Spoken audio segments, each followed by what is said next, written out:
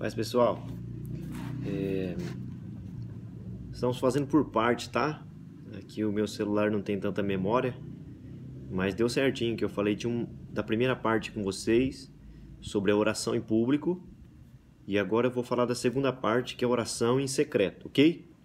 Então, Mateus, no capítulo 6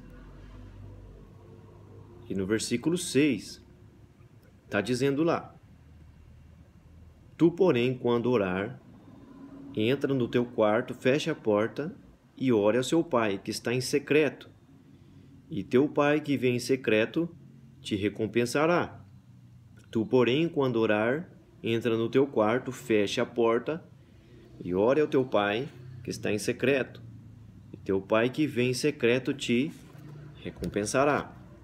Então, vamos lá. Jesus está ensinando agora a oração em secreto, como ela deve ser feita. Ele falou sobre a oração em público e agora a oração em secreto. Então vamos lá. A primeira coisa que Jesus diz sobre a oração secreta é: entra no teu quarto e feche a porta. Então Jesus está ensinando que para você orar em secreto, você precisa de um lugar para ficar a sós com Deus. E Jesus usa a figura do quarto.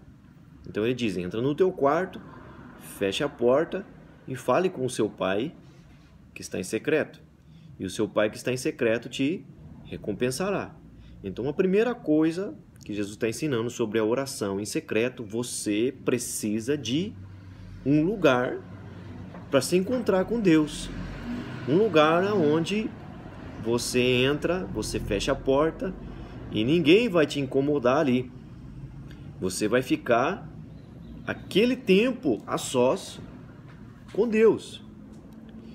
Um lugar onde ninguém te incomoda. Agora Jesus usou a figura de um quarto. Agora não necessariamente precisa ser um quarto. Jesus está dizendo que você precisa de um lugar onde você tenha privacidade. Porque muitas vezes quando você entra na oração em secreto, só você e Deus, você vai chorar. Às vezes você vai querer falar coisas do teu coração que as pessoas não podem ouvir, coisas que são só suas e de Deus. Então você precisa ter um lugar com privacidade. E Jesus usa a figura de um quarto, mas você pode ter um cantinho na sua casa, onde depois que todo mundo vai dormir, ou acorda bem cedo. Jesus orava bem cedo de madrugada. Quando o dia estava começando ali, de madrugadinha, Jesus saía, ficava sós com Deus, porque era o lugar que ele encontrava para ficar a sós com Deus, enquanto todos ainda estavam dormindo, Jesus já estava ali falando com o Pai. Então aí na sua casa pode ser um lugarzinho na sala, um cantinho na sala, um quarto, um banheiro, não sei. Isso é você que vai decidir, vai separar esse lugar, vai consagrar a Deus, e Deus vai se encontrar com você ali naquele lugar. Então a oração em secreto, a primeira coisa que você precisa é consagrar um cantinho na sua casa para você se encontrar com Deus todos os dias. A minha pergunta para você é: você tem um cantinho aí na sua casa onde você possa se encontrar com Deus todos os dias? Você já tem separado um lugar consagrado a Deus, onde você se encontra com o Senhor, um lugar que seja de privacidade, onde você possa chorar, você possa deitar no chão, você possa se ajoelhar, onde ninguém vai ficar te chamando quando você está assim, naquela unção, falando com Deus, e a pessoa vai lá te chamar, te incomodar. Então, pelo menos dentro do quarto com a porta fechada, a pessoa está do lado de fora, você pode ignorar, porque você está falando com gente mais importante do que ela. Amém? Então você tem esse lugar na sua casa? Se não tem, nesse período de quarentena é um bom período para você encontrar, né? Na antiga casa que eu morava tinha um quartinho que era cheio de bagunça. Então eu achei um bom lugar para se encontrar com Deus naquele quarto. É lógico que quando eu coloquei no meu coração de se encontrar com Deus naquele quarto, eu tive que primeiro tirar a bagunça. porque Deus não entra onde tem bagunça e nem sujeira. E isso também no sentido espiritual. Mas aonde o Espírito Santo chega, a organização também chega, a limpeza também chega. Então nesse quartinho eu tive que jogar muita coisa fora, abrir mão de algumas coisas, porque não tinha espaço. Que ali eu coloquei uma mesa, uma cadeira, uma Bíblia, e uma caneta e um caderno. E ali eu passava horas com Deus. Coloquei um tapetinho no chão onde eu pudesse ali orar, mas você não precisa nada disso. Pode ser alguma coisa bem simples, um cantinho lá no seu quarto, na sua sala. Se não tem nenhum quarto na sua casa, então que você possa fazer isso. Então levante mais cedo, ou depois que todos dormirem, você vai para esse cantinho na sua sala, um lugar mais aberto. Amém? Então, nesse período de quarentena é um bom período para você organizar um cantinho para você se encontrar com Deus todos os dias. A primeira coisa da oração em secreto é essa. A segunda coisa, ainda no verso 6, né? Nós já falamos da primeira parte, que tu, porém, quando orar, entra no teu quarto e fecha a porta. Esse é o primeiro item.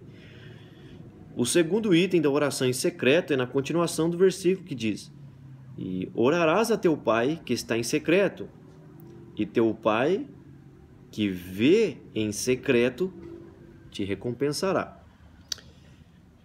Irmãos, lá no seu cantinho, com Deus, no seu quarto, com a porta fechada, lá é só você e Deus. Ninguém está te vendo lá. Não tem homens te aplaudindo e não tem o porquê você mostrar uma espiritualidade para as pessoas, porque ali é só você e Deus. Aliás, é só você, porque você não vê Deus, mas Ele está ali. E o texto diz que Jesus está ensinando que nós devemos orar em secreto, mesmo sem ver a Deus. Ora ao teu Pai que está em secreto. Lá no nosso quarto de oração, muitas vezes nós não vamos sentir nada, nós não vamos ver anjo, nós não vamos ver manifestações, muitas vezes nós nem vamos sentir muita vontade de orar. Porque orar não é uma coisa muito fácil, é uma guerra. Porque o inimigo sabe, se você se tornar uma pessoa de oração, isso vai ser um perigo para ele. Então ele luta muito para que as pessoas não tenham vida de oração. Tem muitos crentes que têm vida de igreja, vida de culto, vida de ministério, mas não tem vida de oração. E o que traz a vida para o seu ministério, o que traz avivamento para a sua igreja, o que traz avivamento para você é a sua vida de oração. Então, se tem algo que o inimigo não quer, que você se torne uma pessoa de oração. Mas lá no seu quarto, você não vai ver Deus, você não vai sentir Deus, mas Jesus está ensinando. Entra no seu quarto, feche a porta e ore ao seu Pai que você não está vendo, mas tenha uma convicção: mesmo que você não veja Deus, Deus te vê.